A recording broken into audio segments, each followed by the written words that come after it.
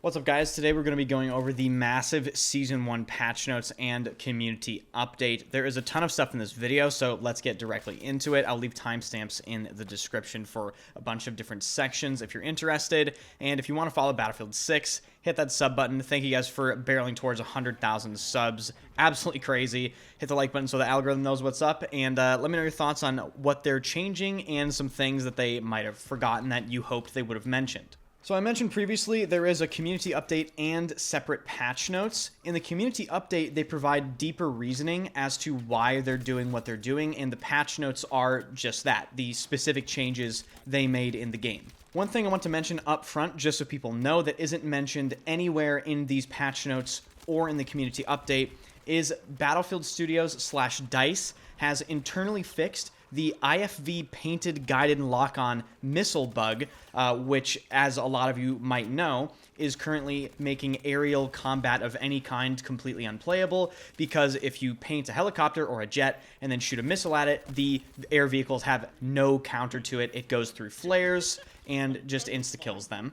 This is coming from Battlefield Bulletin on Twitter from Armored Kill, who is a developer. Unfortunately, this IFV painted guided lock-on missile bug will not be fixed in the upcoming update, which will be dropping on October 28th. That is when the Season 1 update drops, and that is when a lot of people are speculating the Battle Royale is going to ghost drop. But we don't know that for certain, and unfortunately, there is no word officially that the drone exploit, which allows you access to unintended areas of maps, will be fixed. Now onto the Season 1 changes themselves. First off, in the community update, they elaborate on why they are updating player movement. They say they are actively refining player movement to address areas that previously felt inconsistent, while staying true to the gameplay pace and maintaining the core feel of the launch experience. In parallel, we are enhancing sight stability by minimizing reticle movement during specific animations. These adjustments aim to deliver a smoother and more precise aiming experience, all while preserving an immersive first-person feel. Then if we take a look at the actual patch notes for movement, they say they have improved core movement animations, including smoother landings, faster stance transitions, better vaulting behavior, and reduced bouncing issues on landing or spawning. This is the bug that sends you flying up in the air. Hopefully that is completely fixed come Season 1. Overall, they aren't really changing that much about the movement itself. They're actually just making sure you can actually use the movement for more aggressive actions. Most of the changes regarding movement have to do with the way your sight sways, which is why they mention the landing animations, smoothing things out, and that is actually exactly what they should have done. The movement itself is completely fine right now. One of the biggest changes pertaining to movement and just moving around and gameplay in general is the fact that they improved steady aiming and sight centering for a more consistent precision experience. Translating that out of developer speak, this basically means you will have less sway when you're trying to aim at things while you're moving. And the biggest change pertaining to using movement in gameplay of all of them in this entire patch note is landing animations now have their animation path properly centered instead of shifting to the side when landing. This is super important for using movement in gameplay because the way it was right now and before Season 1 is when you're trying to use aggressive movement and you were jumping or sliding and you aim down sights, your sight would wildly shift off down to the right or left, whereas now after Season 1, it will stay more centered. The result of this is the developers get to keep the movement the exact same, but the players that want to use movement can now use it more effectively without making it overpowered. I personally think this is exactly what Battlefield 6 needed. The game had a bit too small of a skill gap, and this opens things up just a tiny bit more. Now, moving on to a topic that I'm sure is extremely important for many players, the weapon spread / bloom / dispersion. All of these terms mean the exact same thing. In the community update, they say, as part of our Season 1 update, we're making several adjustments to how weapon dispersion behaves. These changes are aimed at ensuring each weapon's accuracy better reflects its intended performance over range. We've also fixed a bug that caused dispersion to not decrease as expected when transitioning from sprinting to a prone position. They also fixed several key dispersion bugs that were heavily affecting gameplay. They fixed a spread or dispersion bug that happened after you stopped sprinting. So you're running up, you stop sprinting, you aim down sights, and your weapon doesn't hit anything. They fixed that bug. The other bug they fixed had to do with starting your movement. So they say dispersion was increasing faster than it should when players began moving. This means strafing from side to side. Some of you might have noticed in your gameplay, the weapons are super accurate when you stand still, but as soon as you start moving even a little bit in any direction while you're aiming down sights, your weapon suddenly doesn't hit anything, even if you try to burst. DICE goes on to say that they will continue refining how weapon accuracy behaves in battle to make your shots feel more consistent and rewarding across all different weapon types. Our upcoming tuning pass will reduce the overall impact of dispersion across multiple weapon types while keeping the core intent intact. Burst firing will remain the most effective way to control your weapon, and each weapon will still perform best within its intended range. Then moving over to the specific changes within the patch notes, they say weapon dispersion has been rebalanced to better match each weapon's damage profile across all ranges. Lower damage weapons like submachine guns will now see a slightly higher increase in dispersion when firing, while higher damage weapons like the assault rifles will experience less dispersion or less bloom or spread. So to consolidate that, faster firing lower damage weapons such as submachine guns like the MP5K or the MP7 will now be less accurate at range and require more burst firing, and higher damage lower fire rate weapons like the AK-4D or the SCAR will be more accurate and require slightly less burst firing. In my opinion, this makes complete sense and is actually exactly what the game needed. The SMGs just have no recoil and can beam across the entire map, and they do decent damage. I mean, they don't do as much damage as assault rifles, but SMGs were definitely very, very effective at range, and they needed to be reeled in just a little bit. Now, listen up, you sniper players. This is an incredibly important change. DICE said using sniper rifles with any other class than Recon will no longer increase weapon spread. Instead, weapon sway will now begin during zoom transition, maintaining balance and distinguishing Recon's precision advantage. So, TLDR, using a sniper rifle on Recon is still the best way to use a sniper rifle, but if you want to use a sniper rifle, say on Engineer or Support for some reason, you will no longer be punished by your sniper being less accurate for no reason. Instead, the punishment for using a sniper rifle on a class other than Recon is increased weapon sway, which of course matters a lot for bolt-action rifles. And last in the weapons section, but certainly not least, DICE have improved the feeling of burst firing by making sure your reticle settles for automatic weapons a little better. This is going to make burst firing your weapon feel incredibly crispy. So I'm super excited to feel how that change is compared to how it is now. Now moving on to progression and challenges. In the community update, they start off by addressing progression. They say they are continuing to monitor the impact of the changes that were made last week and are already seeing another smoother experience as they go into Season 1. Then they list some additional areas they are paying attention to. They stated that earning XP in Escalation and King of the Hill is not always working as intended, and they are planning to significantly increase the payout to bring them in line with other modes. And they've also seen the feedback about the challenges within the community and their criteria, stating that some of the challenges are just flat out ridiculous. One that comes to mind that I've mentioned in multiple videos is getting 4 pistol headshot kills in a life without reloading. That is not going to happen for 99.9% of people. DICE goes on to say that they're working on a series of improvements to make challenges more straightforward to understand and faster to complete. Given the scale of these challenges, these changes will roll out over at least 2 separate updates. Some examples of what challenges they have changed so far are class assignment number 1 for Assault. The way the challenge is right now is you have to get 30 kills while using the Adrenaline Injector, and they have reduced it all the way down to 3. In my opinion, that's a little questionable, seeing as getting an adrenaline injector kill isn't exactly difficult. You just have to, use the gadget and then go shoot somebody, and then that's it. Done. So that's a bit of an oversimplification in my opinion.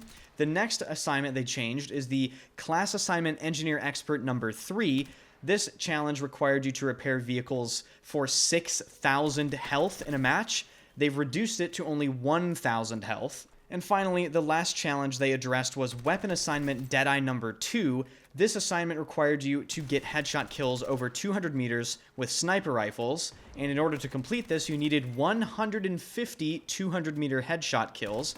They've reduced it to only 5. In addition to another later game update they're going to make to this assignment that will reduce the 200-meter required distance.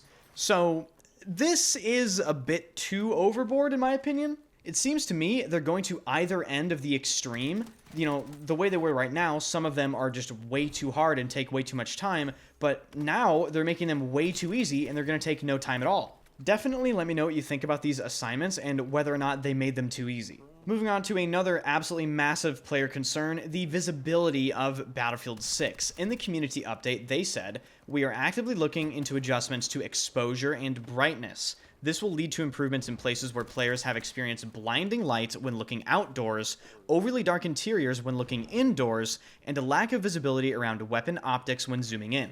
These adjustments are part of a wider pass focused on improving visibility that we expect to complete later in Season 1. Then in the patch notes, they state significant visibility and lighting improvements with better exposure transitions, interior lighting, and reduced fog and smoke persistence. The last bit there, reduced fog and smoke persistence, is super important. They're not talking about smoke grenade persistence. They're talking about the persistence of the smoke and fog effects that stick around after you blow up, say, a building or a wall or a car.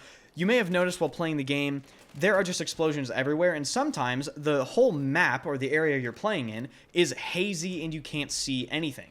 That is what these changes are aimed at fixing. Now, moving on to the vehicle section of the patch note, and if you looked at the patch notes, which will be in the description if you want to follow along with this video, you will see in the vehicle section there are only 2 changes listed. This is incredibly disappointing.